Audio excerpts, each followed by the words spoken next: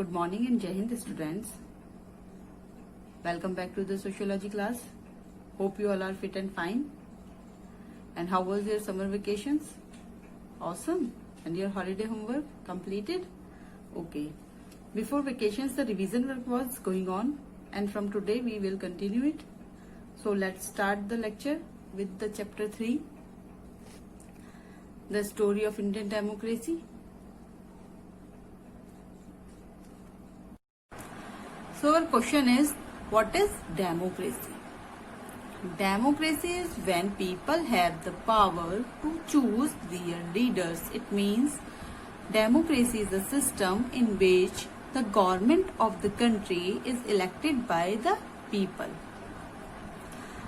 Abraham Lincoln said that democracy is the rule of the people, for the people and by the people. It means ये एक ऐसी व्यवस्था है जिसका संचालन लोगों के द्वारा चुने हुए प्रतिनिधियों के द्वारा किया जाता है.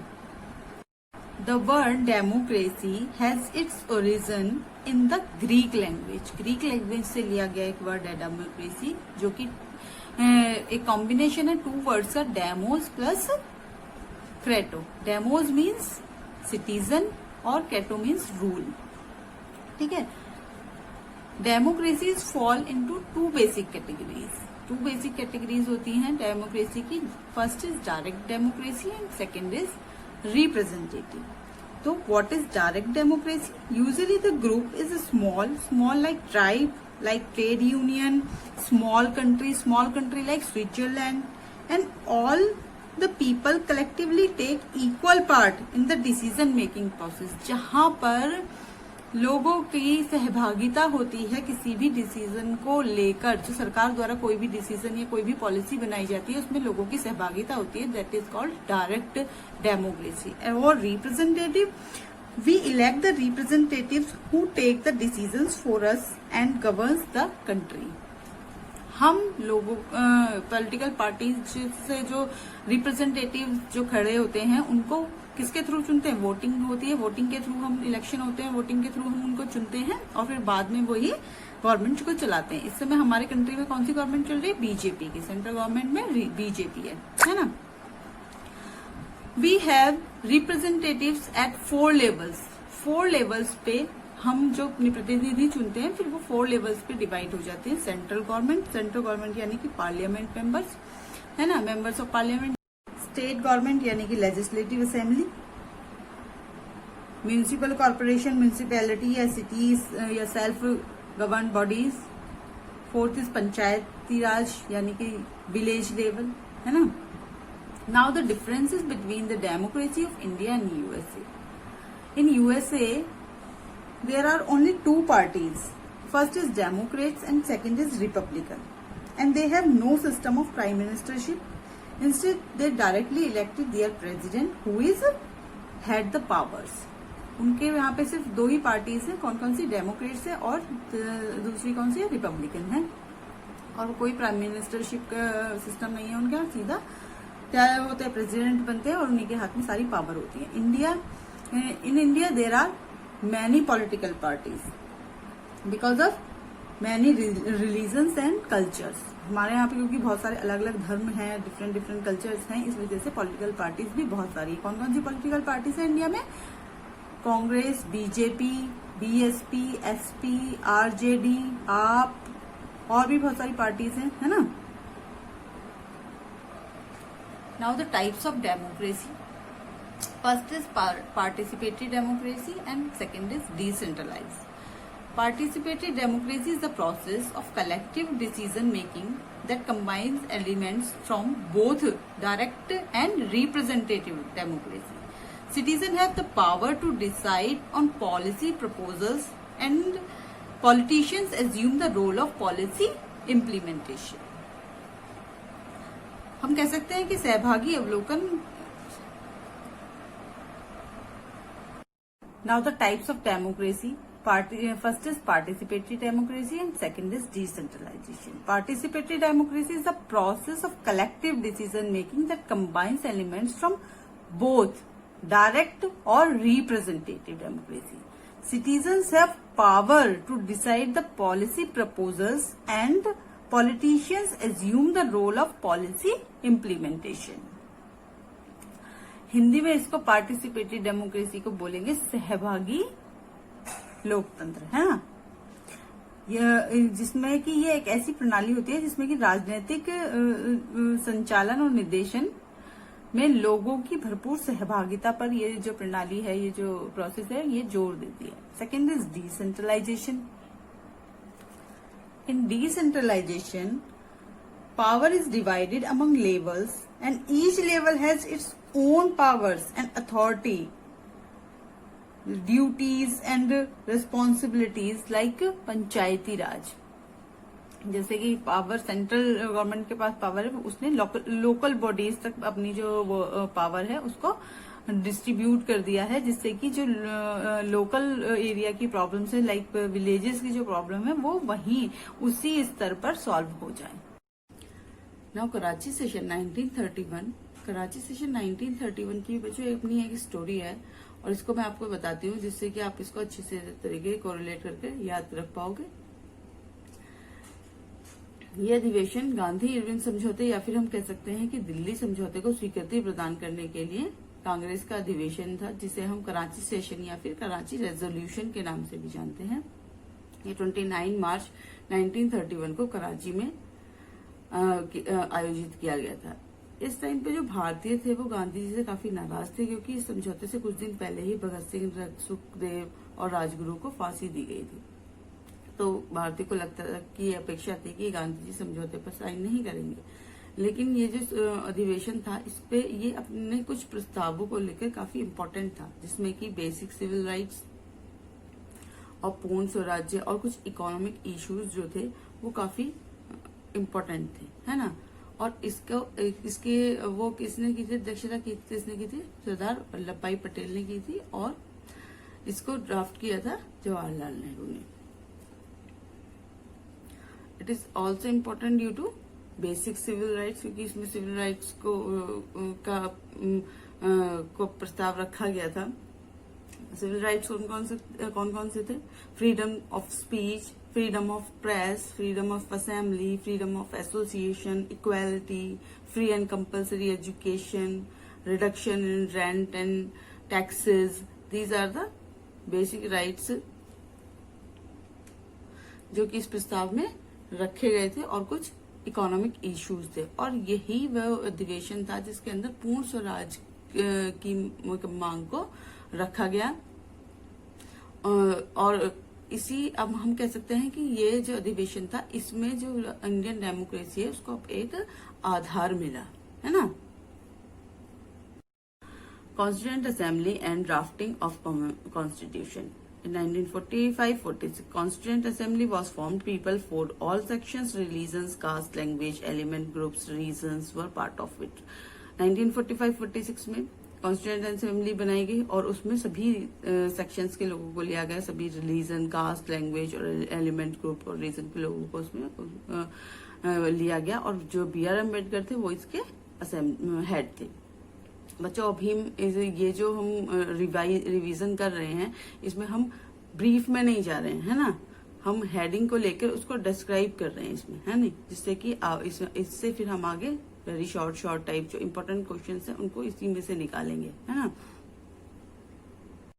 Now the Panchayati Raj and 73 amendments. बच्चों ये बहुत ज्यादा इम्पोर्टेंट वो है, टॉपिक है, तो आपको इसको बहुत अच्छे से लर्न करना, ठीक है।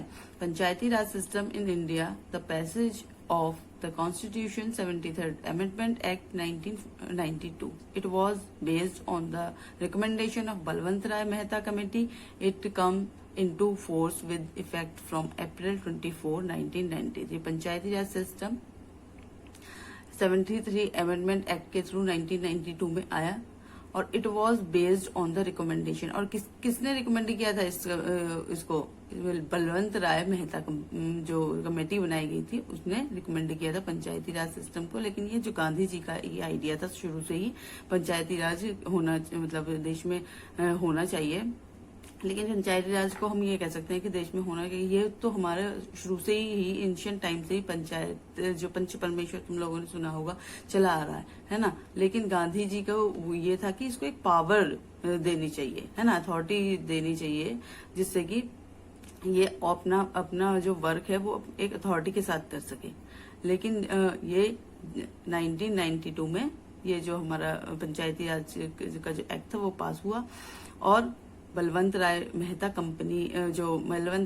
कमेटी थी उन्होंने इसको रिकमेंड करा। It come into force with effect from April 24, 1993, और इसको कब लागू किया गया? अप्रैल 24, 1993 में। लेकिन एक्चुअली ये क्या था, पंचायती राज जो बलवंत राय मेहता कमेटी थी वो किसको बनाने, वो एक कम्युनिटी डेवलप प्रोग्राम 1952 को में एक जो गवर्नमेंट थी उसके थ्रू कम्युनिटी डेवलपमेंट प्रोग्राम 1992 में चलाए जा रहे थे। ये जो बलवंत राय मेहता कमेटी थी उसको एग्जामिन करने के लिए बनी थी कि ये जो कम्युनिटी डेवलपमेंट प्रोग्राम है ये लोगों के किस तरीके से हेल्प कर रहे हैं, किस तरीके से काम आ रहे हैं, क्या है, तो इसके एग्जामिन करने के लिए जो कमेटी थी ये बनाई गई थी।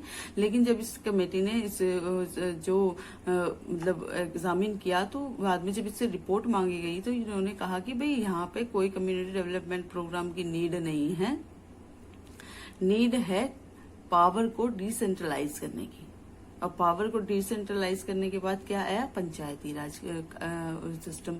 और पंचायती राज सिस्टम लाने की जरूरत क्यों पड़ी, क्यों इसे अथॉरिटी प्रदान करने की जरूरत पड़ी?